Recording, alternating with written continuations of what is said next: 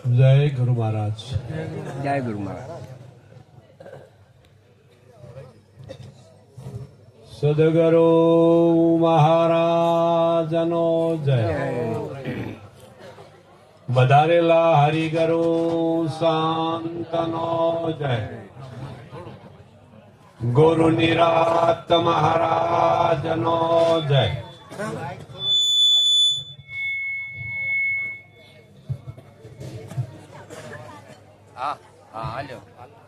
હાલો.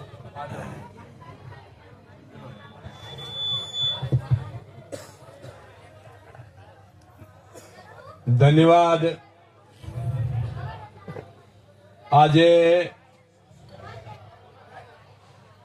ગામ વકવાડા મુકામે ભક્તરાજ એ છોકરો પોપટભાઈ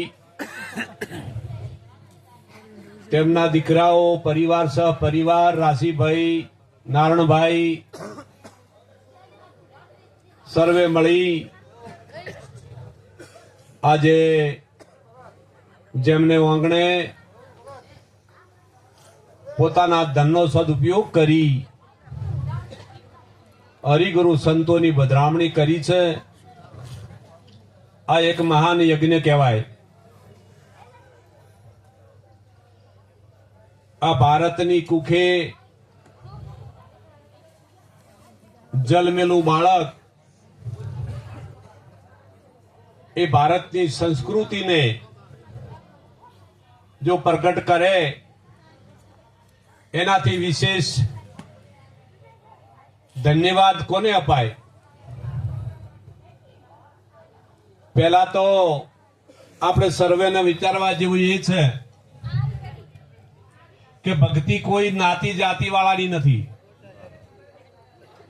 પ્રથમ પાયો ભક્તિનો. જ્ઞાતિ જાતિ નથી હરિકા દેશમાં, એ નથી કોઈ વર્ણ કે વિકાર. પોપટભાઈનો પ્રેમ કે જેને આધીન જેમને ઓગણે આજે પ્રભુ વધાર્યા છે. સબરીની મળ્યા હતા એ વેદ પુરાણની સાખ ખરી, પણ આજે આપણી નજરે અહીંયા પોપટભાઈને પ્રગટ પરમાત્માની પ્રાપ્તિ થઈ છે. આજનો યોગ જેમણે તન મન ધનથી દૂર દૂરથી સંત મહાપુરુષોને બોલાયા, વકવાડા ગામના મહાપુરુષો સજ્જનો તેમનો નાતો છે. ચિત્રોડા ગામના રસપરસ જેમનો નાતો છે, અને દૂર દૂરથી સંતો સંત માતાઓ બાળ ગોપાળ પોપટભાઈના સગા સ્નેહી આજને યોગે જેમણે જેમ વૈરાટ સ્વરૂપે દર્શન કરાયા તો એમાં આપને બધાને દર્શન થયા છે. એ આપણો આવું ભાગ્ય છે. સંતની વ્યાખ્યા હરિગુરુ સંતોએ બહુ સરસ અહીંયા વ્યાસપીઠ પર બિરાજમાન જેમના ગુરુવર્ય પૂજ્ય ચિત્રોડા નિવાસી રાણારામ બાપુ સાથે સંત માતા શાંતાબા, અહીંયા તમામ વ્યાસપીઠને દીપાવનાર મારા હરિગુરુ સંતોના ચરણામાં વંદન. પેલા તો પ્રભુ ભજન મળવું એ બહુ કઠિન વાત છે. તો એના માટે મહાપુરુષો ભારતની કુખે જન્મી એ ધર્મવેતા મહાપુરુષોએ ધર્મનું સ્થાપન કર્યું છે. આ જગતના જીવને અનંત પ્રકારના આવરણોમાંથી મુક્ત કરવા માટે સંત સર્વર તરવર ચોથા વર્ષે મેઘ પરમાર્થને કારણે ચારે ધર્યો છે દેહ. આ ચાર પરમારથી છે અને સન્નું પ્રકારનું પાખંડ ચાલે છે. પણ ભાગ્ય વિના નર પાવત નથી, ભલી વસ્તુનો આલો ભલે ભોગ. પોપટભાઈનું કેટલું પુણ્ય છે, કરોડો જન્મનું પુણ્ય પ્રાપ્ત થાય છે ત્યારે તેને વાંકણે સંત આવે છે. પેલા તો અભ્યાસ કરો એટલે ખબર પડે. રત્ન ચિંતામણી અવતાર એક મહાન અદભુત આ માનવ શરીર મળ્યું, પણ ખબર વગરનું જઈને ખોયું, મન જઈને માયામાં. આ તો ખબર વગરનું ખોયું. ધન મળ્યું છે સાચું, પણ ખબર વગરનું ખોયું. એટલે સાને કરો બડાઈની વાતો, હજુ તમને કેમ નથી સમજાતું? સાચું સમજવું હોય તો સંતના ચરણમાં જાતું, બધી ભક્તિનું વાથું. સંત મહાપુરુષો ઉચ્ચાર કરીને કે છે, સાચું જો સમજવું હોય આ વાત, આ છેલ્લો ફેરો છે, ફરી આ દાવ આવવાનો પણ અહીંયા જન્મ્યા પછી આ ભૂલ્યો છે. હા, એને એવા વિચારો, એવો સંગ કર્યો છે દુર્ગણોનો, એટલે આને ગેરમાર્ગે દોર્યો છે આ જીવને. સન્નુ પ્રકારના પાખંડીઓ પોતાનું શોષણ કરવા માટે જગતના જીવને ગેરમાર્ગે દોરે છે. પ્રભુ ભજન માટે કોઈને પ્રભુની ગરજ નથી. આપ તો બહુ આ ઠંડીમાં આયા છો, આ ગરજવાન કો દેત હૈ. ભગવાન જેવું પ્રાપ્તિ કરવું એ આપે છે, પણ ગરજવાન કો દેતા હૈ. ગરજ વગરના ગુરુ શું કામના? આપ પોતાના સંસાર રૂપી માયાને ત્યાગ કરીને આજે પ્રભુ ભજાના ધર્મસભાની અંદર બિરાજમાન છો, અને હરિનો અંશ કહેવાય છે. માટે આ છેલ્લો દાવ છે, માનવ શરીર મળ્યું છે. ચાર ખોણીના જીવની અંદર દેવોથી દુર્લભ અને કયો છે. માટે જાગવા જેવો જોગ છે, અને હરિગુરુ સંતો જગાડે છે. આપણા ભારતના ઋષિ મુનિઓની ગાથા એટલી બધી અદભુત છે, પણ એનાથી આપણે વિમુખ ચાલી રહ્યા છે. સંત દેખીને સેટો ભાગે, રોજ પાખંડીઓને પગે લાગે, ધન દોલત ને દીકરા માગે, દિલમાં વાતો છે દુઃખની. દુઃખની વાવા વધળી માલણ ને વધળા પૂજારા, મત ભૂલો ગમારા, ભજી લો ને પ્રીતમ પ્યારા. આ જીવન જાય છે હાથમાંથી.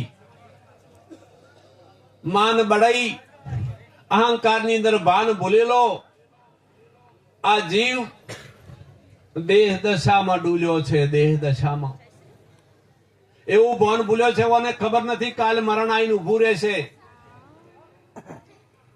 મરણ ક્રિયા જેનો જન્મ છે એનું મૃત્યુ નિશ્ચય છે. આયો પણ જોણ્યો નહીં, મનખા જેવો મરમ, શેર અનાજને કારણે સંતો ખોટીને બોજા કે કરમ. ક્રમ બાવા કાળના નગાર વાગી રહ્યા છે. એક સેકન્ડ વાર નહીં કરે એનો સમય થશે. એટલે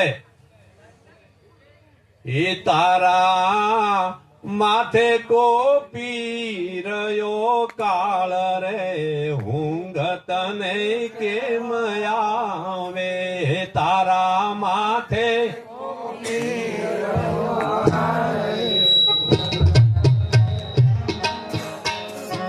તારા માથે કોપી રહ્યો કાળ રે, ઊંઘ તને કેમ આવે? તારા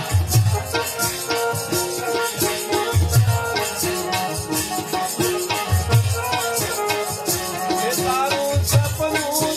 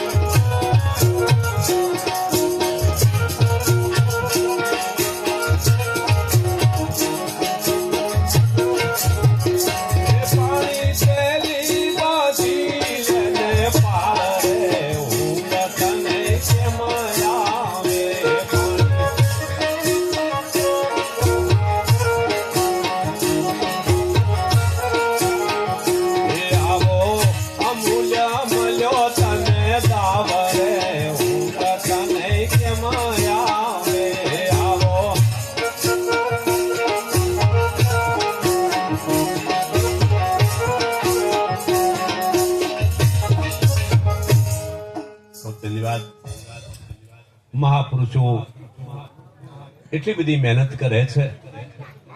તમે જુઓ, આ જગત અને આ સંસારની અંદર આ સૃષ્ટિને સર્જનહારે એવી રચના કરેલી છે. આવી પરમાત્માની અકળ કળાને પામવા માટે એક મારો ભારતનો સંત પામી જાય છે. અઢળક ધન પ્રાપ્ત થયું છે. આવું આ માનવ તન મૂળ વિનાનું ઝાડવું મળવું મુશ્કેલ છે મારા બાપ. અને આ હાથમાંથી જીવન જાય છે. जब लग तो आयो जगत में, जगत हंसती थी तुम रोते थे, ऐसी करनी कर चलो तुम हंसो जगत रोई. એવું જીવન જીવતા જો કોઈ યાદ કરી લે, એવું જીવન ના જીવીએ આપણી પાછળ કોઈ આપણી ફરિયાદ કરે. હા, માટે પ્રેમ વિના પ્રભુ રીજે નહીં. તમે કરોડ કરો ચતુરાઈ, સબસે ઊંચી છે આ તો પ્રેમની સગાઈ. સગાઈ અરે કોણ જગાવે નિજ નામ કો, કોણ જગાવે પ્રેમ, કોણ જગાવે પુરુષ કોણ, કોણ જગાવે બ્રહ્મ.